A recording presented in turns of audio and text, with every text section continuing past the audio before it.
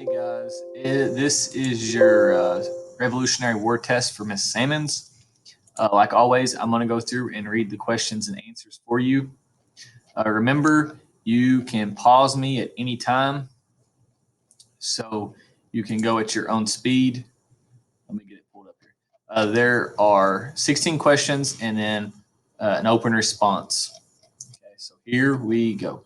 Number one, the two countries that were allies to the Continental Army during the Revolutionary War were Canada and Mexico, France and Italy, or France and Spain. Number two, in which of the following ways did allies help the Continental Army during the Revolutionary War? A, some allies loaned money to the Continental Congress. B, some allies helped train and even fought with the Continental Army. Or C, all of these were ways in which allies helped the Americans. Number three, which of the following was not an outcome of the Treaty of Paris? Not an outcome. A, Britain gave the United States a huge amount of land. B, all enslaved African Americans who had helped fight for the independence were freed. Or C, thousands of loyalists left the United States. Number four, the fight between Britain and the American colonies in which the colonies gained their independence was referred to as the A, Revolutionary War, B, French and Indian War, or C, Boston Massacre. Number five, which best describes the Continental Army? A, this army was made up of volunteers, mostly farmers, merchants, and workers. B, this army included Native Americans, loyalists, and mercenaries. Or C, soldiers in this army generally didn't have to supply their own uniforms and guns. Number six, which best describes the British Army? A, volunteers, B, farmers, or C, professionals whose job was to fight. Number seven, generally, who were the most motivated to fight in the Continental Army? A, British, B, farmers and merchants, or C, Native Americans. Number eight, plans on how to fight a war are referred to as A, allies, B, loyalist, or C, strategies. Number nine, Thomas Paine contributed to the cause of the Patriots by A, getting people to donate money, B, writing an influential booklet called Common Sense, or C, selecting the sites for the congressional meetings. Number 10, who wrote the Declaration of Independence? A, Thomas Paine, B, Thomas Jefferson, or C, John Hancock. Number 11, an outcome of the Second Continental Congress was A, signed Declaration of Independence on July 4th, 1776.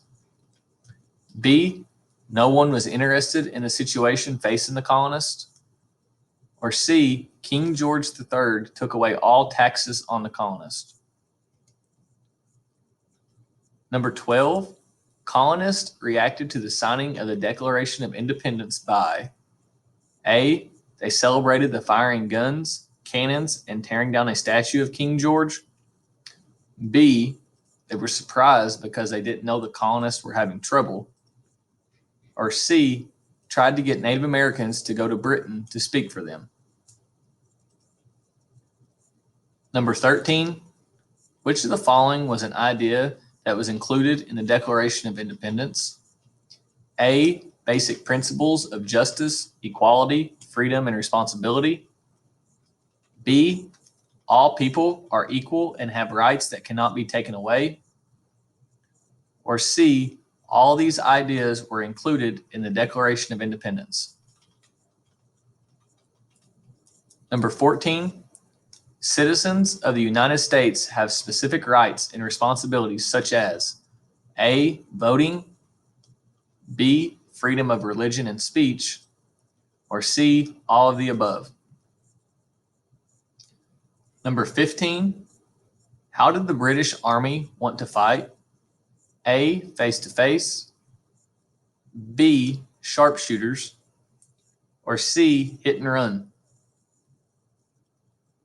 16, what was an advantage that the Continental Army had by fighting a defensive war on their homeland? An advantage. A, they knew the land better than the British, plus they had a greater motivation, which was freedom. B, they were loyal to the king. Or C, they had more money and a better navy than the British. Okay, so that's all of your multiple choice. All right, number 17 is an open response. Part A says, explain in detail 2 advantages that the Continental Army had during the Revolutionary War. Part B says, explain in detail 2 challenges that the British Army had during the Revolutionary War. Use the words for example or because in each part. You also need to write more than 1 sentence for each part. So, in Part A, you should restate your answer and say, 2 advantages that the Continental Army had during the Revolutionary War were blank and blank. And then you should have a sentence explaining how each of those things were an advantage. So really, Part A should have at least 3 sentences. Then in Part B, you're going to do the same thing, except you're going to restate that question. You're going to say 2 challenges that the British Army had during the Revolutionary War were blank and blank. And then you're going to have 2 sentences explaining each of those challenges. Good luck, and if you need anything, please let me know.